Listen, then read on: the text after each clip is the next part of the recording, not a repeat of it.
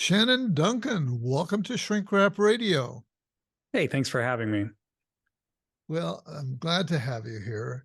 We're going to be discussing your newest book, Coming Full Circle, Using Psychedelics to Heal Trauma.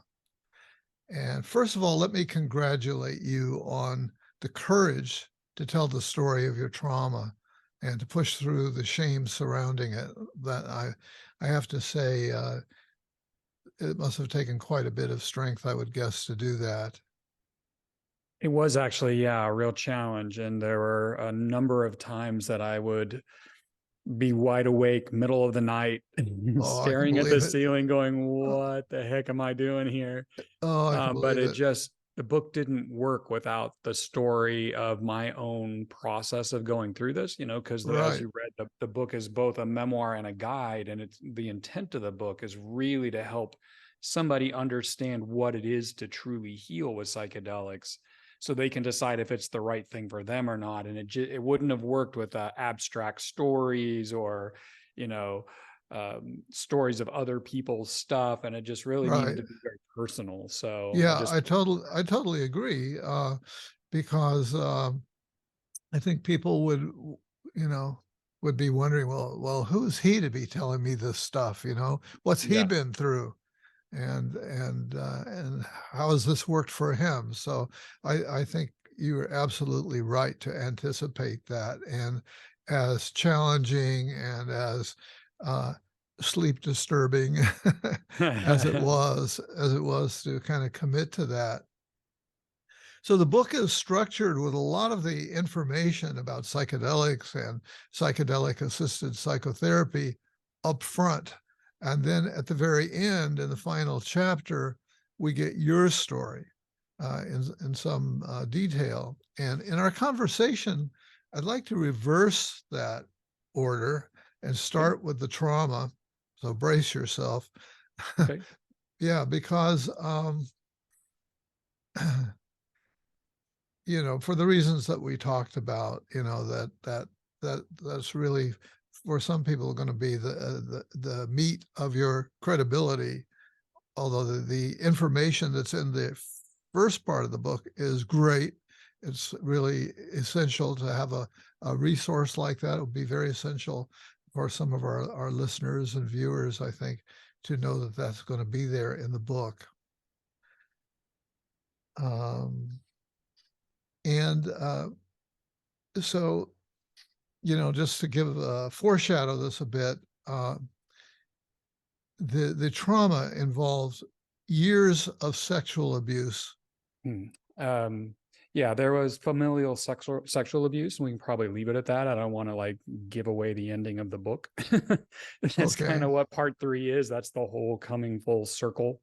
Yeah. Is the book has my story laced through it all the way through, and it's my story of my childhood, my story of the process of going through psychedelic therapy and all the layers that were uncovered as Right. I went. Yeah. And then part three is kind of where everything comes to in the book.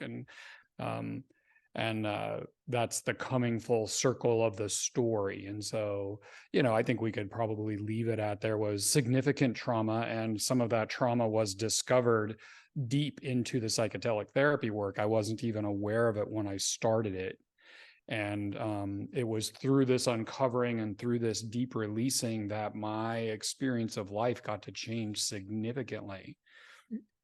So often mental health and even a lot of what's passing for working with psychedelics today is about symptom management, microdosing with psychedelics, or going and taking mushrooms with a bunch of people in a yurt somewhere. That's all really very surface level compared to what's actually possible with psychedelics. And that's really the story. That's the whole point of what I'm trying to bring about in the book, is that it's very possible to deeply and truly heal with psychedelics. This isn't something that you need to put yourself through, once a month or twice a year for the rest of your life. It's a process you can go through and have real change happen. And that's really the hopeful story that's meant to come across in coming full circle. Yeah, and so it was a long process. It wasn't didn't you didn't get to all the depth in a single session or in just Mm, a few sessions? Uh, no, uh, how long a period of time in all, with all the sessions and everything, would you say it spanned? just over 4 years. 4 years, okay, Yeah. and with a lot of sessions, and also with two different therapists. I think if I read it correctly, you came to a Yeah. place where you felt like the initial, and you use the word medicine guide, so I'll Yeah. use that as well. So you felt that the initial medicine guide that you worked with for a fairly long period of time, I guess, Yeah. A couple and years. and you developed a lot of trust in, and but then somehow you reached a place where you felt like, wait a second, this person is was this person giving you signals somehow that it was too much for them? What was it that turned the corner for you? Well, one of the most important things for somebody who holds space therapeutically for psychedelics is that they've done their own deep work. Right. And when the client is going to a place deeper than the therapist themselves has gone, it starts becoming pretty obvious because the therapist reacts. It goes into places that the therapist isn't ready to go to within themselves. And so if they're really there with you, they get a little triggered. They can resist you going deeper. The energy in the room really changes. The tone in the room starts to change. Wow. And when I switched to a different um, support person, this person had gone way deep in their own work. They had really done it for real, and it gave a renewed permission in the sessions for me to open deeper and have it be safe and not Yeah. resisted. And and it can be held with compassion that way because they're not struggling within themselves with things being triggered.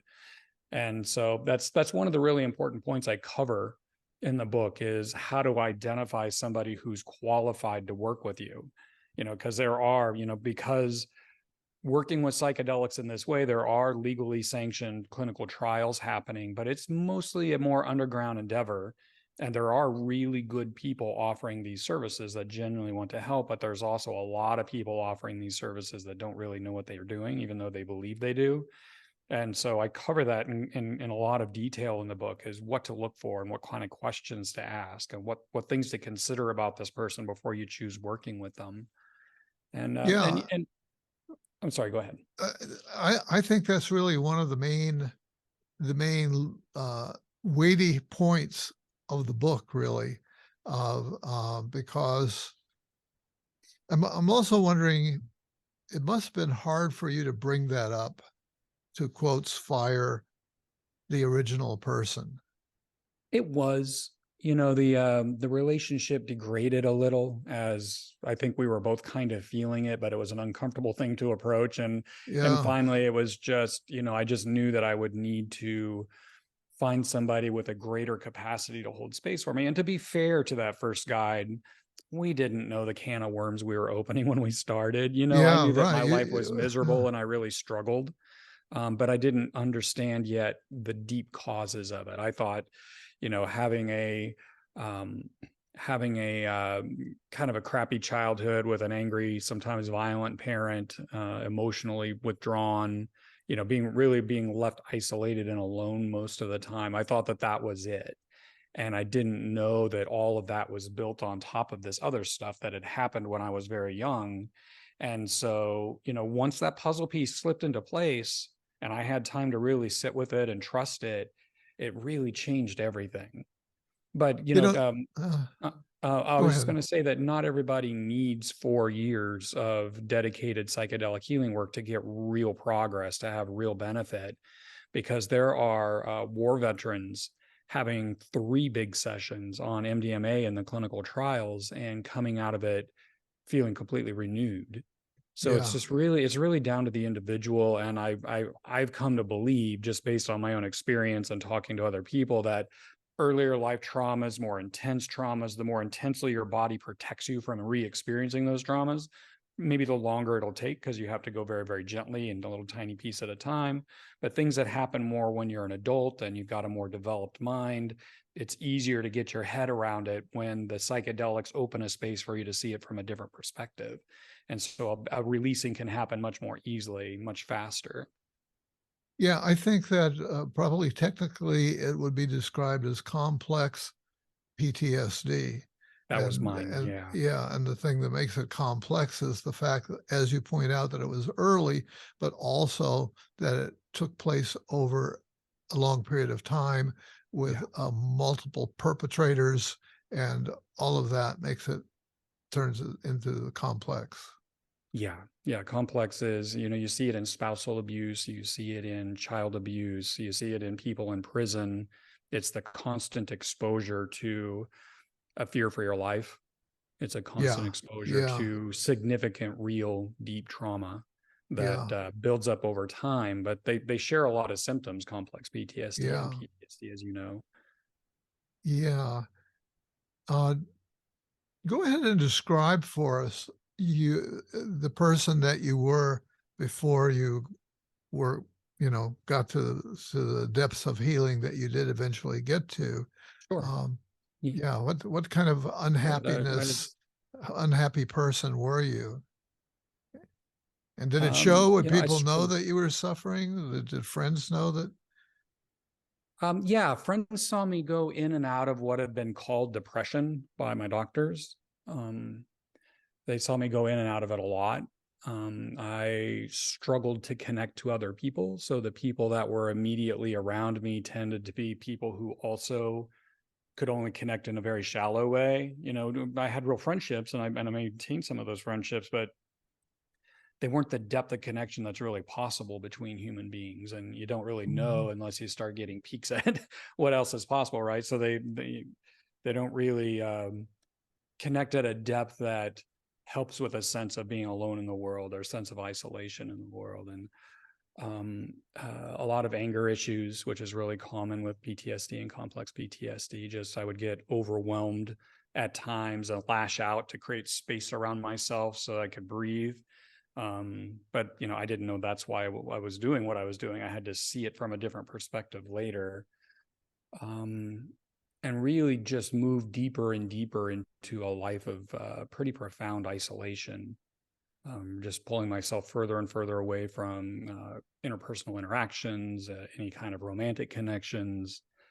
And I didn't understand why, other than it was just all so overwhelming for me. And as I got older and older, it got more and more so. So Uh-huh. that's about where I was. I was um, deep into using suicide ideation as kind of an escape mechanism, as an escape fantasy, and and Huh. there was a point where I did have a suicide attempt when I was older, and then a couple years after that is when I had my first guided psychedelic session, and that was a such a profound experience. I knew that it could help me, and that's what made me choose to push forward. Yeah, how did you decide to that psychedelic therapy of some sort was the thing that was appropriate for you, that the thing that was going to work? And I note that actually you had a lot of experimentation, personal experimentation with psychedelics, Sure. recreational, if you will, Mhm. before this. Yeah. Yeah, I had been working with a therapist, actually, quite a few over the years, Uh, and they helped me to build my self-awareness, to understand the story that I had access to and how it helped shape where I was. I built a lot of tools in working with them, like Haikomi, which is a somatic therapy. I'm yeah. a huge fan of somatic therapies like somatic experiencing or Haikomi and the like. Um, I had worked with psychedelics and I didn't understand how psychedelics could go deeper. So when I would take them sometimes in a recreational setting, but always with a mind that I wanted to learn something about myself. I was trying to Uh-huh. understand myself more deeply. I was very drawn to this. And so I would take them and go for a long walk. Maybe it was acid or mushrooms or MDMA. And I would just wait to see what would occur to me that I would see something in my life as different. And I'd had a lot of growth with that. But the thing was, it was shallow and not deep. And I didn't know how to make I didn't know that I could go deeper, but I didn't know that psychedelics could go deep in that way. anyway, I was in a pretty dark place, and I was talking to a friend, and he recommended going and having a experience with 5-MeO DMT. And that's just a specific kind of psychedelic. It's smoked, it's inhaled as a vapor. It hits really fast, really hard, and its overall duration is not all that long. But it's one of the most powerful psychedelics in the world. And so I went and had a guided session, and I didn't know what to expect. And I was actually in my mind thinking that it was a different drug than what it was. So I was expecting a different kind of experience, Wow. but it cracked me open in a way that I didn't know was possible. And I kind of, sometimes at the peak of a 5-MeO experience, you're not there, but your body is unwinding just the same. Your emotions are unwinding just the same. And when I came back to myself, I was sobbing from a depth that I don't think I've ever done in my whole life. And I was just releasing and releasing. And that's when I knew that, man, there's a different way to work with psychedelics that can help you to get this stuff out so that you can heal. And that's what started the process. That Was person that was held that ceremony was was this? my first guide. Yeah, that's what Yeah. I was going to ask. Yeah. Yeah, the person that held that ceremony was my first guide, and we started that 2-year process of working together almost monthly. And we worked with MDMA, which is ecstasy. That's a really warming and heart-opening kind of thing. So you feel so Uh, safe to like talk things out or express things. Worked with mushrooms quite a bit. There was some ketamine in the mix. There was some more 5-MeO DMT in the mix. And we would just kind of fine tune to see what felt like needed to happen for me to open each next layer and go deeper, uh-huh. ever deeper. Yeah. But it was that first big experience that was so radically different than any other psychedelic experience I'd ever had, that let me know that, oh man, there's a completely different way to use these substances very profoundly, very powerfully, to get access to stuff that I have just never gotten anywhere close to with meditation, traditional therapy, hypnotherapy. Just nothing could ever get in there. Nothing could get past the powerful defenses I had trying to protect me from feeling what was Right. in there, right? Right. And it was a profound, life-changing discovery. And that discovery is what I tried to share in Coming Full Circle. And it's not for everyone. It's not a magic bullet. It's hard work, and you have to be prepared to face difficult things. But the cool thing about the psychedelics is they give you access to do it. If you want to do it, it'll give you access to do it. And I that's think, the power yeah, of them. I think the powerful experience that you had is actually probably one of the biggest fears that people have about psychedelics is the fear that they will remember something traumatic that they've totally forgotten, and that they will be shocked to discover, something. I think that's a strong fear for many people. Mostly what happens in psychedelic therapy is deep emotional release. That's the most of it, and I believe that's where most of the healing happens. It also comes in profound insights where you have moments of seeing yourself or your life from just a different perspective, not so clouded by fear or preconceived notion or cognitive bias. You just get these moments of deep clarity that really shake you to your core. It's kind of a corrective experience all in itself. And then you bring that back with you, and your life is subtly changed. And those subtle changes build up over time. Yes, some people recover memory, like some people that are in car wrecks don't remember the bulk of the car wreck because it was so traumatic. And not that you go to psychedelic psychotherapy to remember a car wreck, but if you release the emotion around it. But the same thing is true of different kinds of abuse, or being the subject or a witness to violence. A lot of times in war, it's the stuff we don't allow to process naturally that stays inside, and then we have these defenses that prevent life from triggering that. Yeah. It's keeping you from experiencing things that are your mind perceived as too dangerous to experience. Right. But by allowing yourself to, and seeing that you can live through it, you can release it, and that's really where the healing comes in. Did either of the medicine guides that you were working with have uh, professional licenses, training in graduate school kind of stuff. Not that I think that that's Yes. essential, but I'm wondering if that was in there or not. For somebody the answer is yes. And for somebody that's doing basically trip setting, somebody that's just keeping another human being safe while they're having a psychedelic experience, which usually isn't meant to be therapeutic, then just some basic training and some good first aid training, airway clearing, CPR, that kind of thing, the rest position. Those are really important to know in working with somebody with psychedelics. But then as you get deeper and the intention is more therapeutic, the more training you need. And if you get what I call a medicine guide is somebody that's qualified to actually work with trauma. And my final guide was that a licensed mental health professional, deeply trained in working with trauma, deeply experienced in working with trauma outside of the psychedelic space, had done their own deep work, very deep work, and in their own intensive sessions. They have a mentor that is much more advanced than they are so that they can learn and be guided just like any therapist is mentored when they first get out in the world, to work with people. And that is what allowed her to be so powerful in holding a space for me and not get in the way and not be triggered by what I'm releasing. And so she could actually hold a safe space for me to let my Yeah, stuff out. And that's really the key. And as you're probably aware, there are far too many therapists that haven't done their own deep work. They just did the yeah, minimum to get through their program, and so what the help they can offer is limited by that. But when working with psychedelics, it goes from a 2 to a 1,000 if you're going to turn up the volume of how yeah, important yeah, that is, because yeah, you're so much more sensitive. When there's somebody else in the room, you're right. so sensitive to any little shift. And so that having done that deep work and knowing how to work with trauma is just so integral to the process. How did you find out about this second person? And they were both Um, women, right? no, the first one was male and the Oh, second really? was female. Okay. Yeah.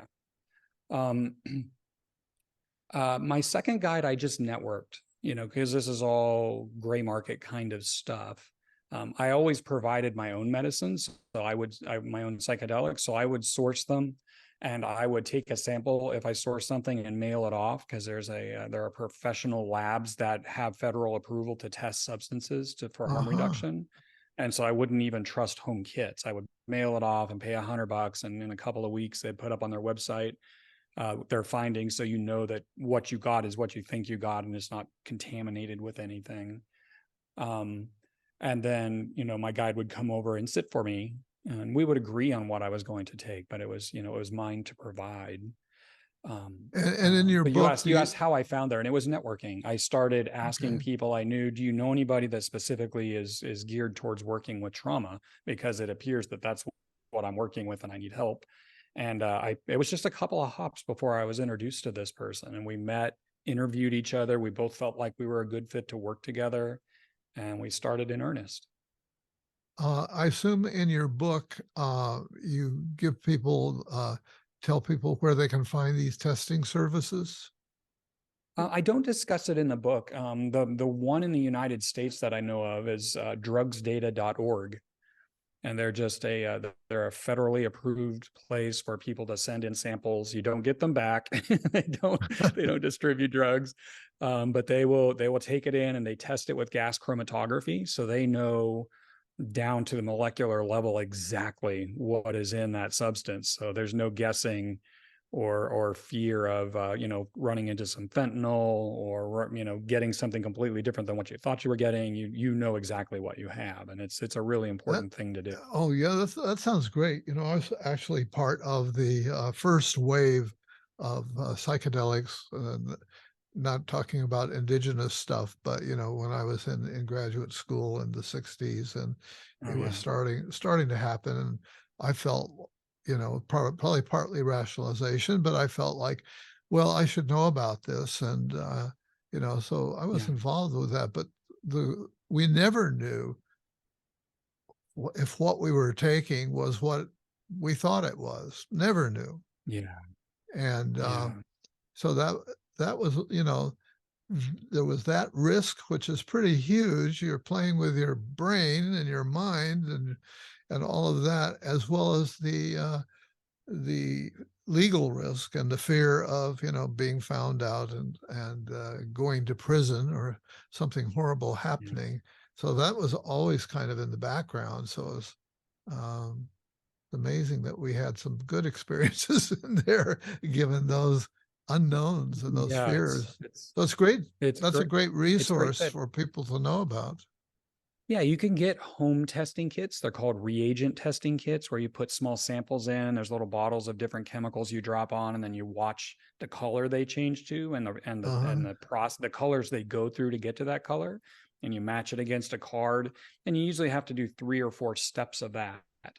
But then you can, like if you think you have MDMA, you might find out you have something different like MDA or cocaine. And so, it's a good way. It's not perfect. It's not as good as mailing it in, but it is really good for harm reduction, and it should be a minimum. And also now mandatory are fentanyl test strips. You can get these little paper rectangular strips, and you take a bit of your pill or whatever it is, and you dissolve it in water, and you dip the strip in, and it'll tell you if there's a trace of fentanyl in there, because people are thinking they're getting MDMA in powder form, and it turns out to be fentanyl, and it's killing them, Yeah. and almost immediately. And Wow. it's so it's just crucial to really be mindful of harm reduction. If you're new to this, do your reading. There's lots of good information online about harm reduction and how to test and what to look for. And it's just it's you're risking your life, and so it's really important to be safe. Yeah. Yeah. Um, well, I wonder if we can go more deeply into the details of your trauma. Okay, what Are would you you like to talk willing to about? do that, to kind of tell us the story?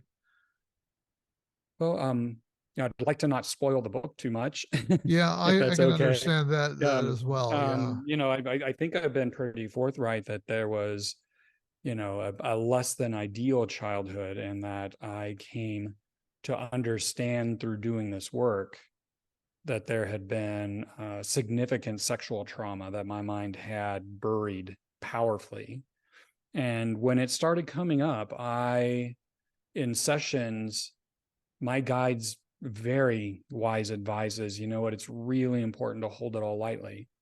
Because at first I'm like, this can't be true. I've never thought this before. This can't be real. I have to be making this up. But when something is coming powerfully out of your body, I don't know if you've read that book, The Body Keeps the Score by Vanderkolk. Yes. An Yes. amazing book, but it's trauma is stored in the body, and that's where it's released from. And it doesn't always release memory. It doesn't always release hidden stuff. I don't know how common it is, but I'm sure it's not super common, or I assume it's not super common. But when it started coming up, it was the thing was just hold it lightly, because faces and names and whatever can change over time. Maybe your mind just tries to fill in blanks based on what's coming out. Sexual stuff happened, but you don't know the story, you don't know who. And then over time, it starts resolving with clarity. And every step of the way, you're holding it so lightly. You're not trying to force a belief. You're not trying to force it to be untrue. You just want to know what's true to the degree that you can have access to it. And that just means bravely coming back in to take a deeper look every time you come back to it, and allowing what wants to come out, allowing your body to heal, allowing that trauma to heal. And maybe you don't ever get the full story. I mean, there's aspects of what I went through that there are big blanks in the story.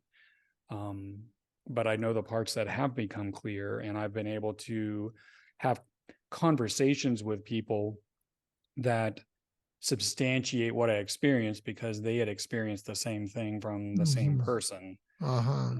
And that was a point where I could take hard concrete evidence and compare it to what that experience was like, and learn from that, learn what it feels Yeah. like for something real to start emerging. And even if you're going through this and you never know the actual names, the actual faces, or anything, there's trauma being released. If you're releasing something from your body, it's real, even if you don't know the story of it. And the releasing is the healing. And so you don't have to know. I mean, if you, it's Yeah, cool if you can, if you want to know, but it's just allowing the emotional unwinding is what buys you freedom in your everyday life. yeah, yeah. Well put.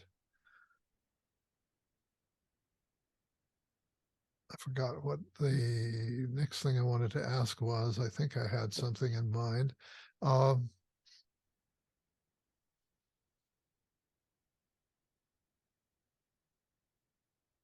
so I've got some questions that that I was fed by your publicist. Oh, sure. Uh, Yeah. what's the first piece of advice that you would give someone looking to take this journey? Really educate yourself. There's a lot of misinformation out there. Like it's a magic bullet and it just magically fixes you, that you can go to Ecuador and lie down with 30 other people in a yurt and do mushrooms or ayahuasca and it's going to just fix everything. And it's not been my experience of how things work at all. There's a difference between, and I talk about it in the book, there's a recreational use of psychedelics, which is, at a music festival or out camping or, going on Mhm. hanging out in the park with some friends. And then there's a more personal development level of use of psychedelics that I call expansive use. And that's where you really expand your mind open. You get a different perspective on your life. This is where powerful insights come from that can really help reshape how you relate to yourself and your experience of life. And then you can go deep into what I call medicine work.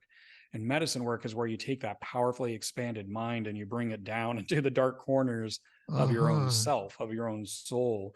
I talk a bit about Jungian shadow work and the idea of shadows of parts of the self that are too dangerous to be exposed to the outside world, so they get Right. shadowed. So a lot of people do that with their sexuality. Sometimes people do that with anger, or just it's just normal aspects of being a human that get shadowed. And so it's a way to go in and pull things out of the shadow and reintegrate them into the whole. And that's what it is to become authentic and whole.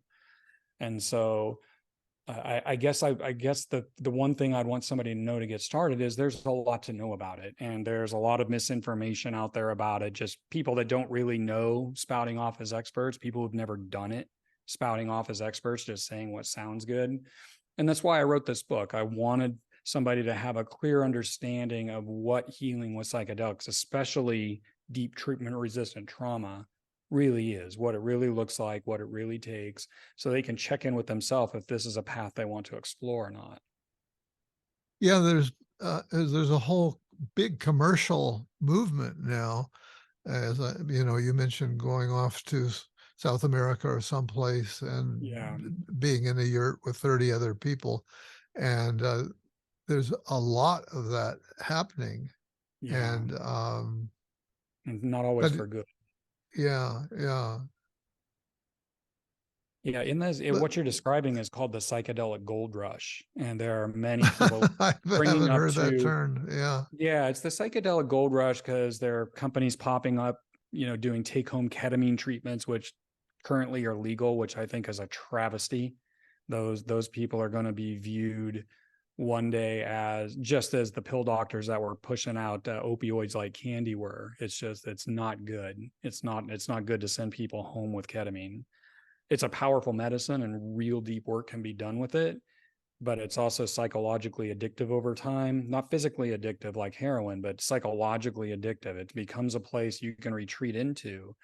And it's one of the many abuses of the psychedelic gold rush, because people are popping up. There are just tons of pseudo experts, people who've gone to Burning Man and had big experiences that they felt changed their life. And so they think, oh, this is what it is. And so they're opening up clinics and places in Ecuador where you can go and, or I'm using Ecuador as an example, or Costa Rica or wherever, where you can yeah, go and have medicine experiences, and they're all dressed up like shaman and covered in tattoos, but they have no idea what they're doing. There yeah, are people out there that know what they're doing, but they are rapidly being outnumbered by the profiteers and the people that just had their Burning Man experience and mistakenly think that that's all there is. And they're popping up and offering this and directly offering healing of trauma when they're radically unqualified to do so. And so it's really important to keep an eye on the psychedelic gold rush aspect of things when you're seeking out treatment, because there are a lot of radically uninformed people propping themselves up as shaman and gurus and guides, and they're really dangerous. That's why I talk about them so much in the book. Yeah, yeah. I like the sort of three-level differentiation that you gave us earlier, and I think the middle one was about expansion as Yeah, opposed to deep medical work. yeah, And I yeah. and I s- and so I imagine a lot of uh, those gold rush places maybe are tapping into that expansion kind of experience. Yeah, that's mostly what they're offering. That's all that the people running it have ever known that I've met. You know, they just really don't know, and they're actually afraid to go in deeper in themselves. And there's a thing called the spiritual bypass where you have these big experiences. There's multiple uses for the term, but around psychedelics, people have these giant psychedelic experiences and they start considering themselves to be elevated because of it. And they can be a guide for for others because of that, but they've never actually done their own deep internal work to unwind their own insecurities, to unwind their own cognitive biases. They haven't cleaned house, but they're trying to ascend in some way, and that just makes them highly charismatic, but yeah, deeply misinformed and ultimately very dangerous to anybody trying to heal trauma. Yeah, yeah.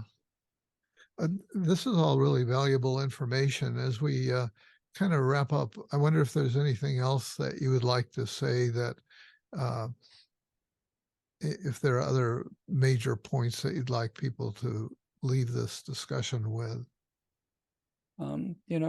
Maybe as a summarization, my experience, my own direct experience has been that if you can come into true psychedelic healing work with a strong intention to face uncomfortable things if you need to. It's not always that. Sometimes it's beautiful. Sometimes it's ecstatic. It's crazy how much it can vary. But if you're willing to go through what you need to go through in order to grow and heal, that these are powerful tools to offer that. It's not going to be for everyone.